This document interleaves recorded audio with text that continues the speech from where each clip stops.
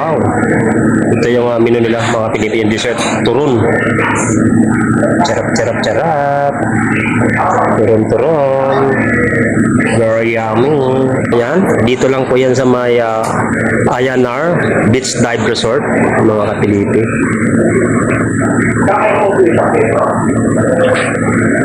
Ano?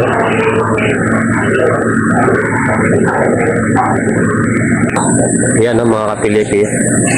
Dito lang yan sa may Ayanar Beach Dive Resort. Yan. Yan.